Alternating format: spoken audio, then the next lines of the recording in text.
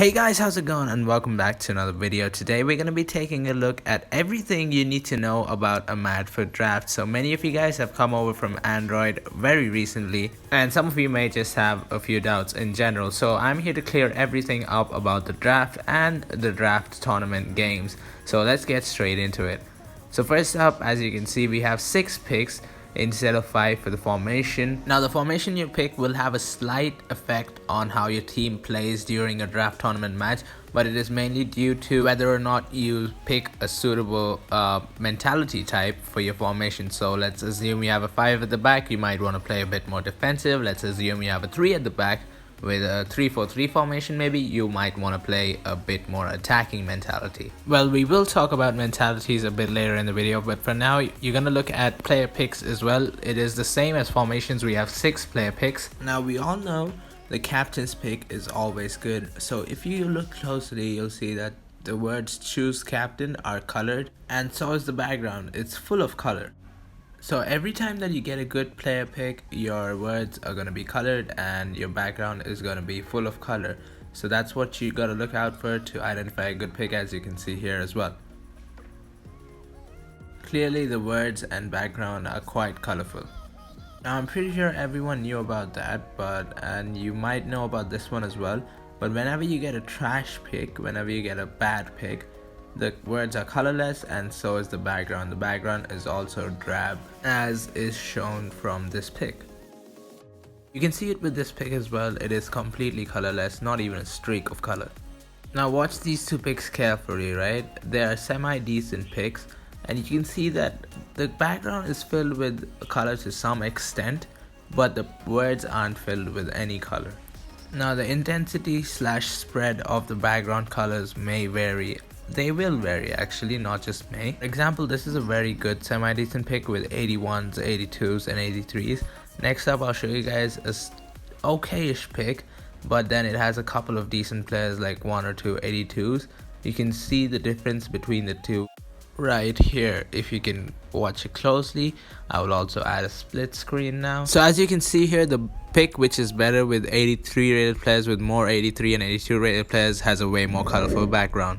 Apart from that, here's one last thing you need to know, which is actually a pro tip kind of. So basically, if you want to restart your draft, you can always swipe down on your draft. If you want to view your draft of the day conditions or your bench, you can just swipe up on the draft. You don't always need to click on draft of the day or those 3 dots or bench. Just easily access these things by swiping up or down on your screen. Anyways, here's our completed draft. Now we're going to talk about draft rating and draft tournament matches. So first up, rating, chemistry, squad rating, pretty self-explanatory. And then it shows you how good your draft is. It shows you which percentile you're in the world for that particular day. As you can see, for that day, 185 was top 28% in the world. Right now, since it's early days, it should be pretty easy to get a 187 or a 188 and get the best draft in the world. Now the new thing here is hybrid score. It tells you how good your draft is. It takes into account leagues, nations and your squad rating. So for example, let's say I have a 7 league 7 nation with a 185 squad rating. That's going to have a lower hybrid score than a 7 league 7 nation with a 187 squad rating.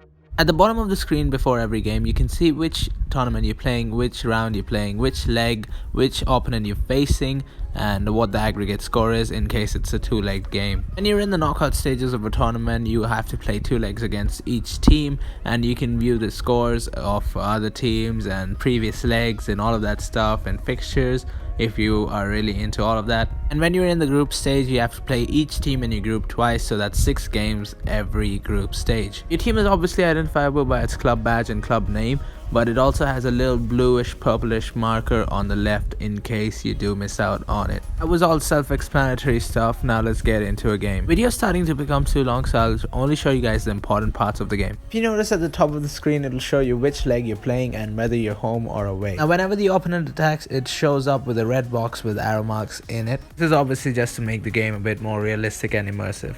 These attack boxes can appear down any flank or through the center. Except whenever a goalkeeper makes a save, it shows up as a wall kind of in front of your goal, as you can see on your screen right here. It's the same every single time your goalkeeper makes a save. You and your opponents only get booked at pretty much 2 places, that is one outside your penalty area or their penalty area and the other near the halfway line. Now as you can see here, Luis Alberto gets booked near the halfway line.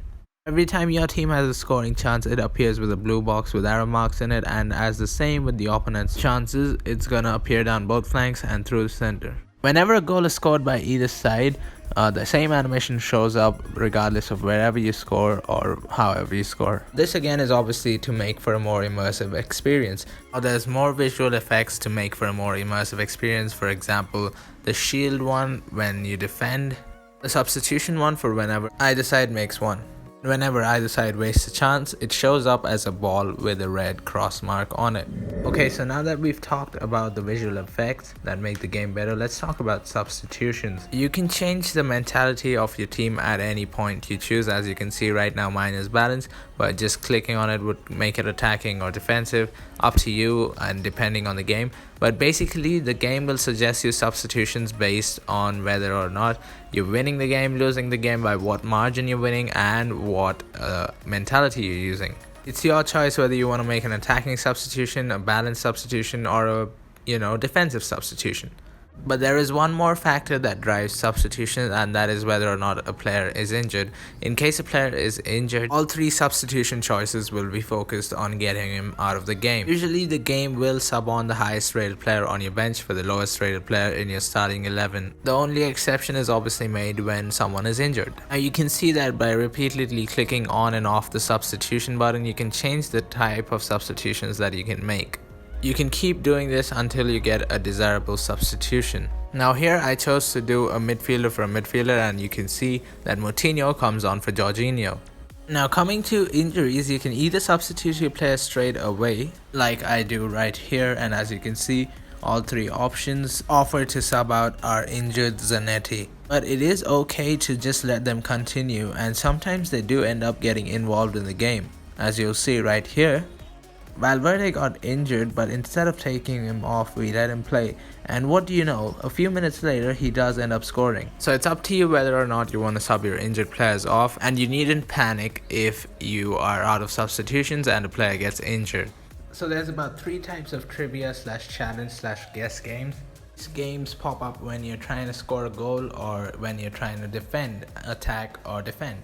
Okay, so the first one here is a kind of a player versus player thing, a stat versus stat. You can be intelligent on these ones, and even if you don't know the stats, you can use your common sense and figure out that here, out of passing, physical or dribbling, only my dribbling could be more than Lucas Leiva's defending because I have a striker. Now while attacking, you are at a slight disadvantage because even if you get your guess / trivia right, you're gonna have to then get lucky and score this goal chance. But this is not the case when you're defending. When you're defending, whether or not, like, if you get the trivia or guess right, it won't go through to the luck round. If you get it wrong, it'll go through to the luck round where you'll have another chance to prevent the goal, which I'll show you guys. But here with attack, it's basically you have to be smart and then you have to be lucky as well to score a goal. You don't score a goal straight away. The next kind of trivia game that you're going to have to play is a stat war kind of game. So you're going to have to guess which player has the highest stat of the particular stat that's given. But on this one we ended up guessing wrong and we wasted a chance. So as I was saying, in attack, if you get either one of them wrong, either the stat game or the lucky chance or the lucky draw, whatever you want to call it, you're going to miss.